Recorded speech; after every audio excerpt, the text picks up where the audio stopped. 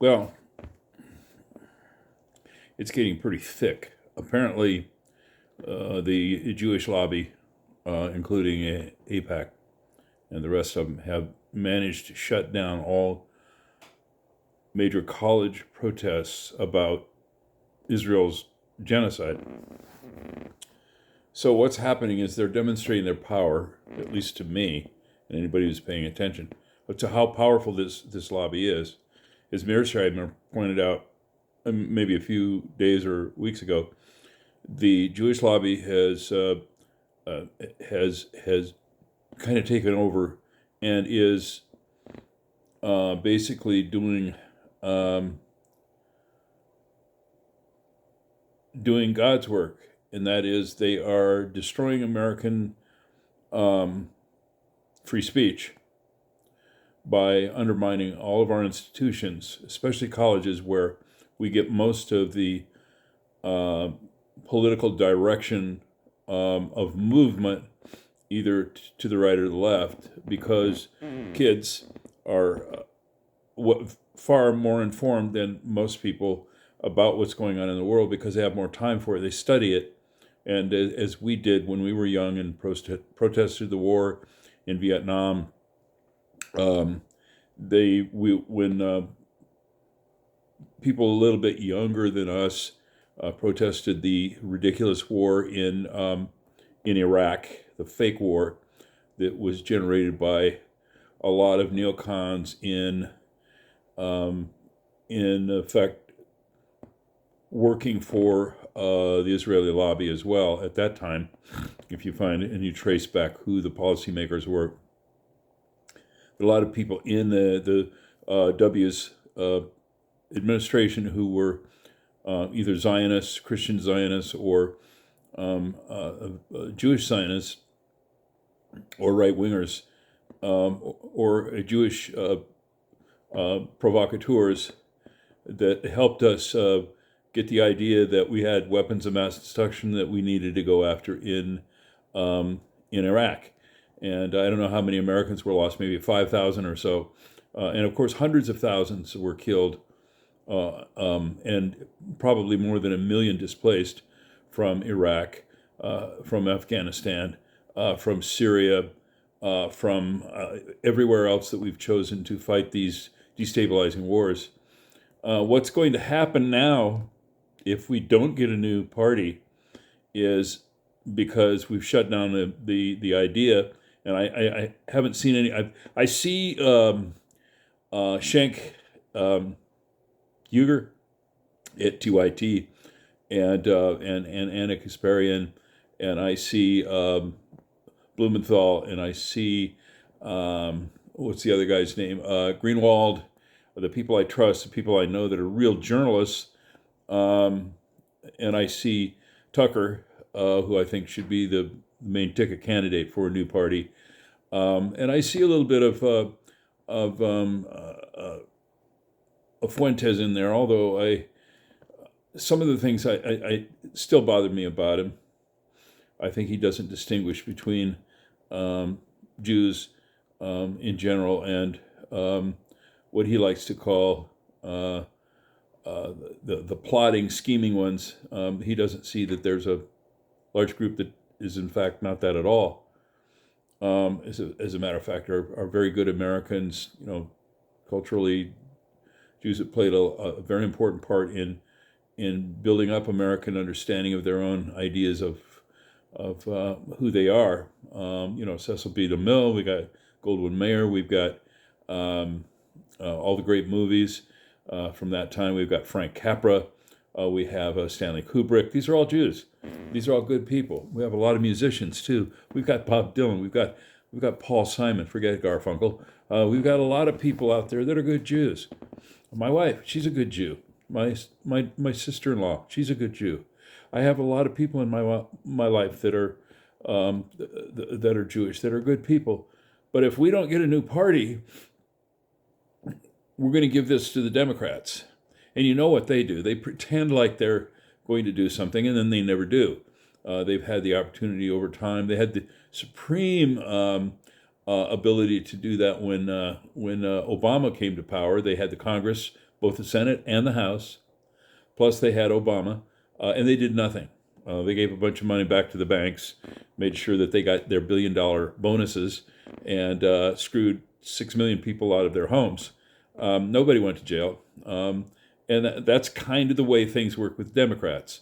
And now we got Schumer, who's more interested in condemning Fuentes than he is in working out what happened to the supplemental insurance money that was supposed to be legislated, which they failed to do. Frankly, my wife was telling me about that. She's very concerned about it. I said, the Democrats they're not really interested in really helping people. What they're interested in doing is appear to really help people. What they do is, Feinstein used to be able to call up the floor in the Senate and say, "Is that bill that they're going to vote for? Is that going to fail?" Well, yes, it is. The whip might say, or somebody in the Senate might say, someone else, and she would say, "Okay, well, how many is it going to fail by?" And they'd say, "Well, it's going to fail solidly by 2." So she said, "Well, then I can vote for it." Well, yeah, then it would fail only by 1. And she'd say, "That's fine, but I can claim to people that I voted for it." That's how we got the conservative courts, by the way, is over time. If you remember her, and you remember Biden, what he did with Anita Hill, he decided not to have any more of the Anita Hill witnesses that supported her story to go anywhere. They didn't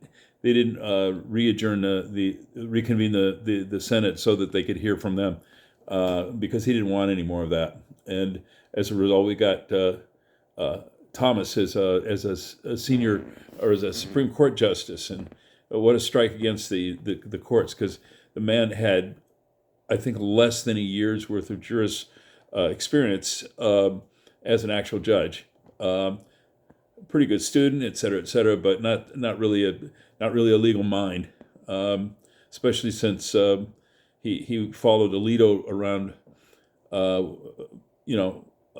with his nose up his ass all the time, waiting for Alito to utter something that Thomas could duplicate.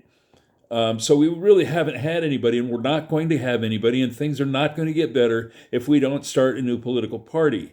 And it needs to be a populist party. I think a great name for it would be the America First Party. I think a lot of people are talking about how the left and the right are getting together and talking about these things, and there's a lot of agreement.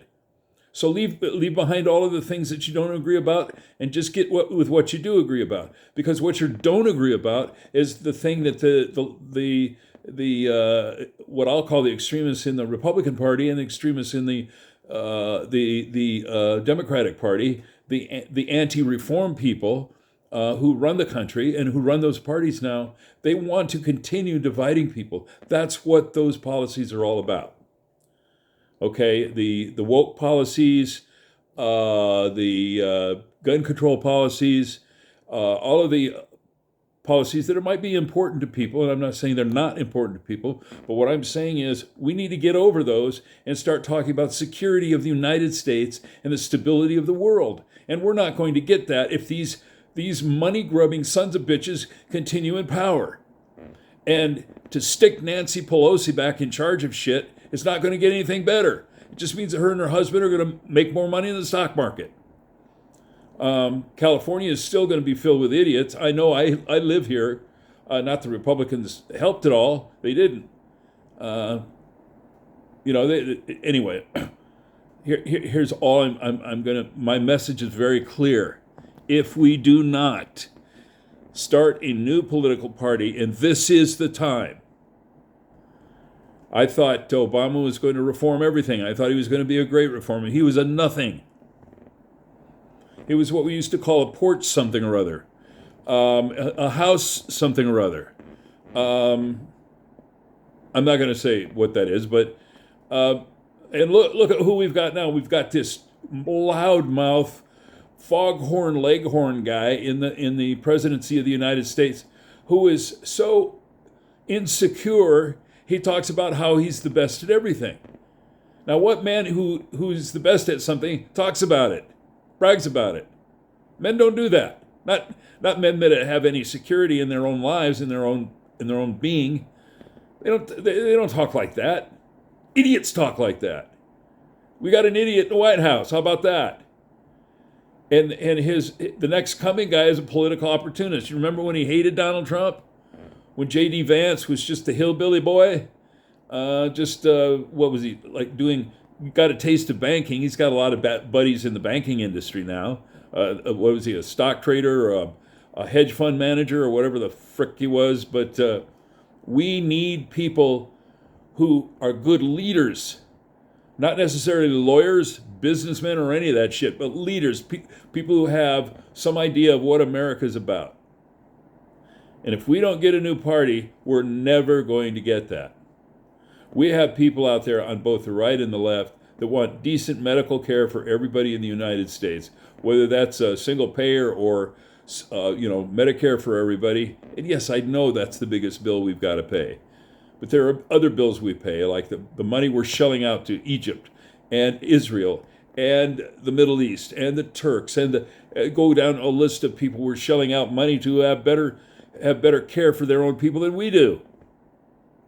We need a new political party. We're not going to reform the Democrats. Bernie tried to do that. They absolutely crushed him. And they said it was existentially important for them to defeat him, and they did, even though he was going to win in 2006. What was it, 2020, I guess, against, against, I don't remember. It was one of those. It was either 16 or 20. Or maybe it was both. I campaigned for him. I gave him money. I made phone calls for him. I didn't walk the streets because I'm too damned old to do that, knock on doors and shit. But we don't have anybody. And certainly the right doesn't have anybody. The last reformer they had was Reagan, and all he did was give a lot of interest away to the mining industry, the energy, the oil industry, the ranching and farming industry. He didn't give anything to working people. As a matter of fact, right away I'll just talk about the air traffic controllers and him busting that union. We don't have leaders on either one of these teams because they're beholding to their donors. And about 90% of them or more are controlled by the Israeli lobbies, especially AIPAC. That's not going to change. If we vote the Democrats in, that's not going to change. We're still going to have a national, an international and foreign policy for whatever benefits Israel and whatever they tell us to do. So for Christ's sake, and I'm talking to all the people I just mentioned, about Halper, Blumenthal, Greenwald, David Smith. I'll throw the Jews out there that I like first. Then I'll go after Tucker Carlson, Candace Owens. These are leaders. These are people who communicate well. These are people who are popular. They're listened to. And they do support a lot of these interests that are considered progressive. Back in Teddy Roosevelt's day, you can't say they're progressive now because progressive just means woke. And it's not about that. We don't get a new party, and this is the time to strike. Strike when the iron is hot. If we don't, you got to understand, these people are not nice. They don't fight. They cheat when they fight. They don't bring a knife to a gunfight. They bring a knife. I don't know what the fuck I'm talking about. What am I trying to say? That's ridiculous. What am I trying to say here? They're mean. A lot of them have mob connections that go back 100 fucking years. Read what's her name's book, Webb's book, Whitney Webb's book on the blackmailing of America, or a nation under blackmail. Just read volume 2. They're hard to read. They're really dry, but they show you the links between the Jewish mob, the Italian mob, the Irish mob, and politics today, and economics today, and the influence of these people. Wake up. We're not going to do it if we decide that we're voting on whether or not we like red or blue, or we're upset with people who drive Volvos, or people who drive trucks, even Dodge trucks. You got to be aware of those guys, by the way. But, the guys who drive Porsches, like me. But, it took me, 70 years to get before I got one. I worked for it. Actually did some pretty good stock trading when the bankers in New York were going after GameStop. Do you remember them? Yeah, we shut them down. Actually, the bankers in New York paid for my car, for my Porsche. And I'm so proud of that. From hell's heart I strike at thee, etc. And if we don't do this, it's going to be very, very bad for us. We need to root out this influence from a foreign nation. We need to root it out. We need to watch the Chinese carefully. And when Trump said he's going to allow 600,000 more Chinese to come in, and they're working in the university systems, that's where all of our ideas are created, most of them. And they're going to steal them just like they did last time. And he's completely sold out. These people are not our friends. Musk, H-1B program. I'm an engineer. I didn't want to compete with Asian people back when I was competing for work. And luckily, when I was in the aerospace business, etc., most of the Asians couldn't speak enough English to make any sense. So they didn't hire them a lot for engineers. Now they're coming out of India, which they get a pretty good, because they've got a history of, colonization by the Brits. So a lot of them speak really good English, including my son-in-law. But I don't want them here taking engineering jobs away from Americans. I don't care what color the American is. I don't care if he's an Asian American, Indian, Eastern Indian, or American Indian American, or a Polish Scotsman like me. I don't care. I want them to be fucking Americans. And we're not going to get that. Every time we put one of these people in power and they promise shit, they never deliver on it. They never deliver on it because they don't work for us. Now, the way they should be designing Congress is on a contract basis, and that is, you make a contract agreement. I say, I will vote for the following 20 things. And then if they don't vote for them, they're in violation of the contract, and you get to get rid of them. So let's set up a contract. If somebody makes campaign promises, they list them. This is what I'm going to do. And when legislation is generated or comes out to do those things, if they don't vote for them, they're in violation of the contract. And the reason I say all of that is because lying your frickin' teeth out when you run and then just pretending like you can't get it done when you're in office, well, you know better than that. Look at Warren. She was going to be a bank reformer. And for some reason, she got talked into attacking Bernie on stage during the debates. And it astounded him because she accused him, of all people, of not being in favor of women in office. This is a guy who's demonstrated on the left for all of these civil rights. Shit, he got arrested in the 60s. There's pictures of him getting thrown in jail during protesting for African American rights. These people, they want one thing, and that is power. Now, I'm not saying that power is not sought by others, or whether it be, Owens or Carlton Tucker, or any of the people that are in the, I'd say, I don't think Sam Cedar's seeking power. I don't think that Blumenthal is seeking power, or his partner, Mate, whose dad is I believe he was a pretty stand-up guy. I don't know if he was anti-Zionist or not, but I recall hearing a lot of his speeches. I think went to one of his shows here All right, I'm babbling about my own history of people that I like, and I apologize. That's fucking boring. But it's urgent. Again, I make the call. I demand that you meet the requirements as a citizen, as Marcus Aurelius would say, or as Aristotle might say. Well, Plato would say, Socrates would say, you have an obligation to the state here. If you can't, I didn't say you need to run and succeed, but you need to at least try. You need to try. I believe, after seeing what the effect of these foreign lobbies have been, especially the one on us, that they're probably responsible for about half of the deficit that we have, for two reasons. One is financial manipulation, and they're good at that. And then the other is simply policies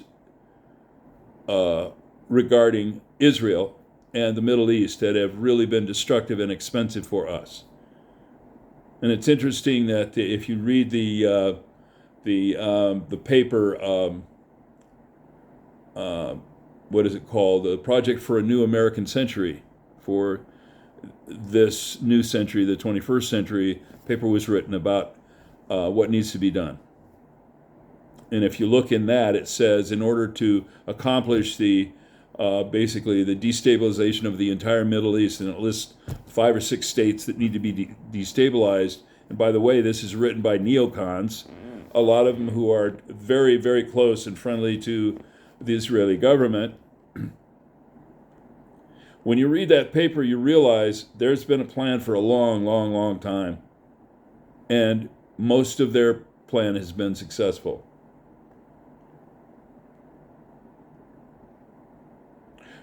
We have some insidious, demonic situations in the United States. And we need to be tough, and we need to do something about it. If we don't step forward, the people that have the power, the ability to lead, not be lawyers, not be intimidators, not be even negotiators, but at least speakers and leaders, and say, this is where we need to go.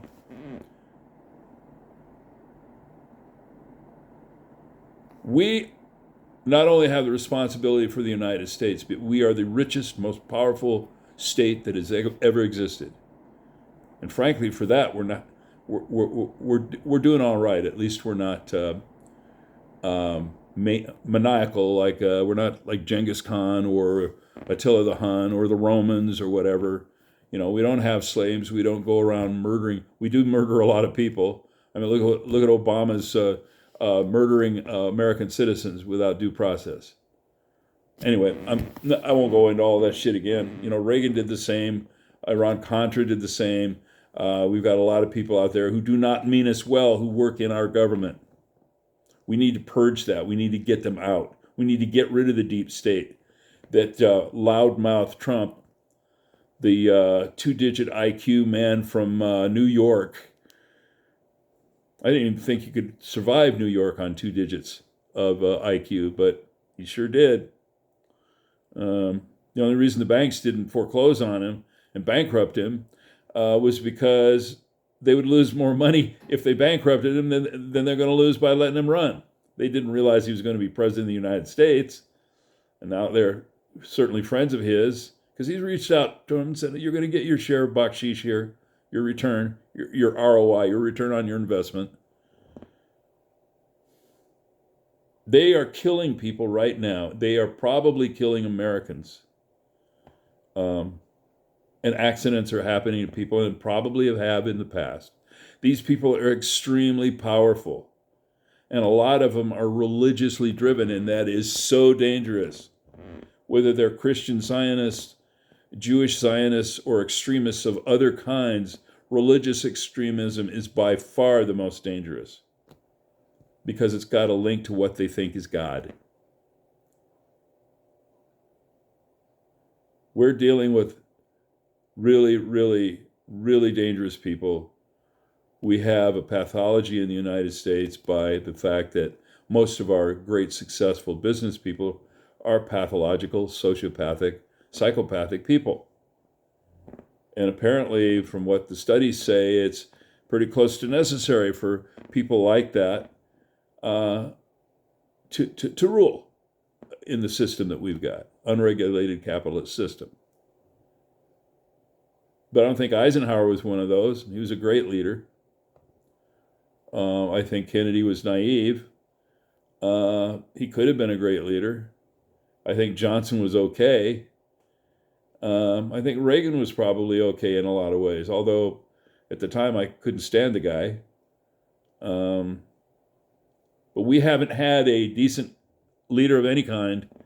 Look at the crap we've had. We had W, and we had Bill. You know, the white colored guy, as they used to refer to him in the black community. Not everybody that. Don't go off the deep end. I'm not. It's just a point. It's a humorous point about the guy. I know I'm not being politically correct, but look at the people that we've had in power. For God, look at Nancy frickin' Pelosi. Look at that little wiener over there in where is he? Alabama, the little effeminate guy, Lindsay or whatever his name is. Look at McCormick or the guy in Vegas, in Nevada. Look at some of these clowns. Look at Shifty Schiff in California. Look at Schumer. He's more interested in Hebrew school and his banking friends than he is in going after the Israelis and preventing them from continuing to murder tens of thousands of people in the Middle East. We need to do something about this. We have a responsibility not only to the United States, but yes, and it should be America first, but we have also a responsibility to the world. So let's call the party America first, the world second. Who comes third? Nobody. That's it. That's enough on our plate right there. I don't think the Chinese will bury us, but man, look at the stuff they're building over there. And we're not doing anything here.